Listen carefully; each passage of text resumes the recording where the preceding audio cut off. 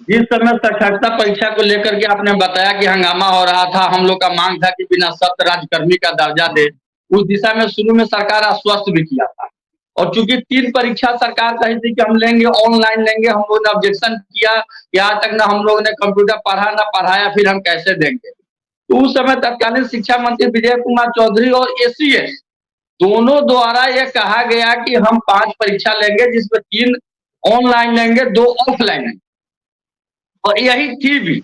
जब हम लोग उसको लेकर हाई कोर्ट में गए, तो हाई कोर्ट में भी सरकार द्वारा जो हलफनामा दायर किया गया, उसमें यही कहा गया है कि हम इन लोग की परीक्षा ले रहे हैं, हम 5 मौका देंगे, लेकिन इससे संबंधित कोई पत्र कहीं नहीं। यह हुआ, सीधे हुआ कि दो ऑफलाइन होगा, 2 ऑफलाइन होगा, लेकिन 3 ऑनलाइन होगा और 2 ऑफलाइन होगा। ऐसा घोषणा मुख्यमंत्री भी की है, शिक्षा मंत्री भी की है और एसीएस भी की और तमाम पदाधिकारी किए, लेकिन कोई पत्र नहीं मिला। तो हम लोग, जैसे अभी भीसी हो रहा है, उसका कोई पत्र तो नहीं निकल रहा है, लेकिन पदाधिकारी कह रहे हैं तो शिक्षक मान रहे हैं, एसीएस कह रहे हैं, डायरेक्टर कह रहे हैं तो पदाधिकारी मान रहे हैं। तो सरकार का या पदाधिकारी का मौखिक आदेश भी आदेश ही होता है। अगर वो अपने मौखिक आदेश को नहीं मानेंगे, तो कल से हम लोग भी मौखिक आदेश नहीं मानेंगे। कहेंगे कि भाई सरकार का तो कोई वैल्यू नहीं है, सुबह में कुछ बोलती है, साँझ में कुछ बोलते हैं। क्योंकि सरकार का आदेश है कि 5 होगा, इसलिए हम लोग पूर्ण आश्वस्त है कि 5 सक्षमता परीक्षा होगा। जिसको देना होगा वो परीक्षा दे करके राज्यकर्मी बनेगा, जिसको नहीं देना होगा या फेल करेंगे, वो नियोजित में रहेंगे, अपने विद्यालय में रहेंगे, नियोजित बने रहेंगे। हम लोग पूर्ण आश्वस्त है। अगर सरकार इससे इतर फिर कुछ करती है, जैसे कि बार-बार देखिए सरकार का अभी जो पॉलिसी है, वो बिल्कुल अंग्रेज वाली पॉलिसी है कि शिक्षा को ध्वस्त करो। शिक्षा को ध्वस्त कीजिएगा तभी ना लाख 2 लाख लोग आपका भाषण सुनने आएंगे। जितना आज किसी भी नेता का, सत्ता पक्ष या विपक्ष, जब वो गांधी मैदान में आ रहे हैं या कहीं जा रहे हैं, तो 2 लाख 1.5 लाख लोग आ रहा है, उसमें पूछिए तक कै गो डॉक्टर आता है, कै गो इंजीनियर आता है, कै गो बड़ा इकोनॉमिस्ट रहता है, सब लिख लो रहा पर पत्ता बेरोजगार रहता है 90%।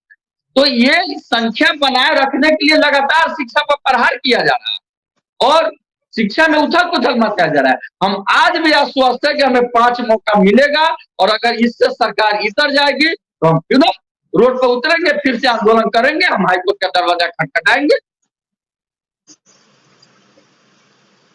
दीपक जी, लेकिन अभी भी जो स्थिति है, देखिए सरकार, आप जो कह रहे हैं कि 5 मौके सरकार ने कहा था, लेकिन सरकारी आदेश जो होता है, केशव जी आप भी जानते हैं कि मौखिक आदेश पे सरकार नहीं चलती और विभाग नहीं चलता, आदेश नहीं दिए जाते जब तक वो लिखित में नहीं आता। और आप ही कह रहे हैं कि 2 मौके की जिसकी बात विजय चौधरी ने कहा था वो कहीं भी लिखित नहीं है, तो ऐसे में उसे कैसे टीचर ने, शिक्षकों ने उसे ऑथेंटिक माना?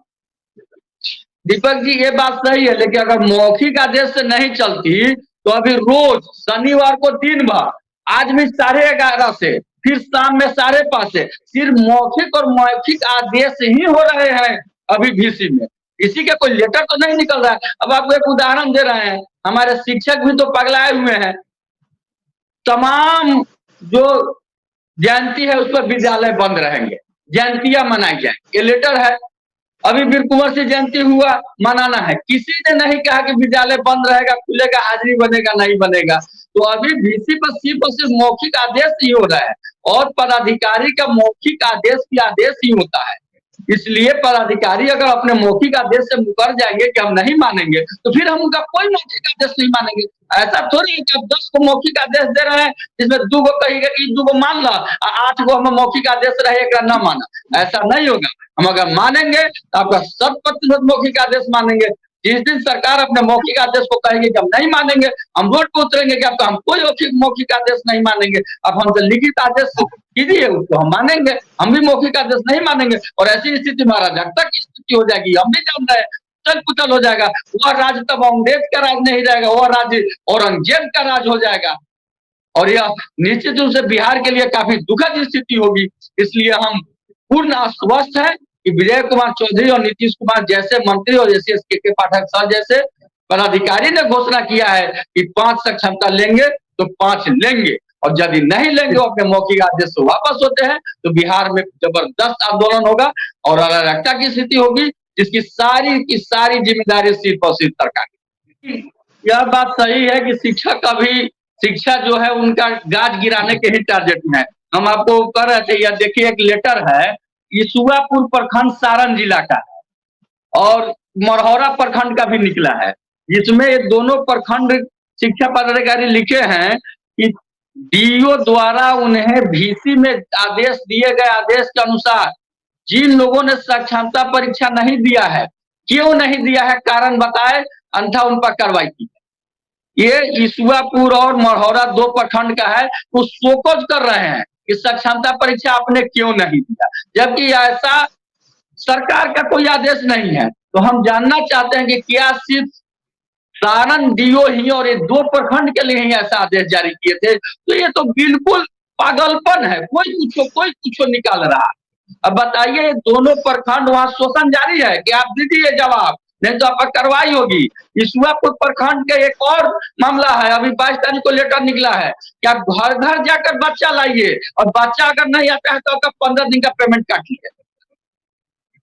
यानी अराजकता चरम सीमा पर है शिक्षा विभाग में। अगर बच्चा नहीं आ रहा है मिशन 10 का, वो नानी घर चला गया, वो लगन में व्यस्त है, गरीब का बच्चा गेहूं काटने में व्यस्त है, तो हमारा 15 दिन का पेमेंट आप क्या लगा? और हम साक्षरता परीक्षा नहीं दिए, ऐसा कोई नियम तो नहीं था कि साक्षरता परीक्षा देना ही है। हमारा 3 टर्म 5 टर्म था, हमको मन करेगा देंगे, नहीं देंगे नियोजित रहेंगे। लेकिन मरहौरा और ईसुआपुर डीओ द्वारा शोकज किया गया है कि आप जवाब दीजिए कि आप क्यों नहीं दिए है साक्षरता परीक्षा। ऐसी स्थिति पूरे बिहार में है, अराजकता की स्थिति है, कोई कुछ पत्र निकाल दे रहा है। अच्छा, वो भी कह रहे हैं कि डीओ के मौखिक आदेश के अनुसार, तो हम मौखिक आदेश क्यों मानेंगे? यह पूरे बिहार की स्थिति है। और दीपक जी आप देख लीजिएगा, लोकसभा चुनाव के बाद बिहार की इतनी बदतर स्थिति होगी, शिक्षा विभाग में इतनी बदतर स्थिति होगी जो संभलने से इस सरकार से तो नहीं संभल। आखिर कितना आप दबाइएगा? कोयला को भी बहुत दबाइएगा तो बिना माचिस के ही आग में बदल जाता है। यह साइंस का नियम है। इसी को आप जरूरत से ज्यादा दबाइएगा तो विस्फोट तो करेगा ही ना। बदतर स्थिति हो गया है, सब लोग दौड़ रहा है, भाग रहा है। गर्मी की छुट्टी है, नहीं है, जयंती मनाना है, विद्यालय जाना है, हाजिरी बनाना है, नहीं बनाना है। आज जितने पदाधिकारी है आप सबसे अलग अलग पूछिए। अभी हमारे प्रखंड में, खुद हमारे प्रखंड में एक कुछ लोग लगा कहने कि नहीं 8 से 11 हाजिरी बनेगा, 8 से 11 हाजिरी बनेगा। हमने अभी प्रभारी डीओ से फोन कि कहाँ का लेटर है 8 से 11 बनेगा, तो नहीं 8 से 11 आप लोग के लिए नहीं है, 8 से 10 ही टीचर रहेंगे, जांच वाले के लिए है 11। अरे भाई, जब टीचर 10 बजे रहेगा, एमडीएम खिलाएगा तो 10:15 साढ़े 10 में चल जाएगा, तो 11 बजे जांच क्या होगा? जो फोटो खींचने वाली बात है, वह जो जांच करता जा रहे हैं उनको उस ऐप पर फोटो खींच के डालना है कि हमने इस टाइम में गया। उसमें शिक्षक के फोटो खींचने का कोई ना कोई मौखिक तो लिखित आदेश।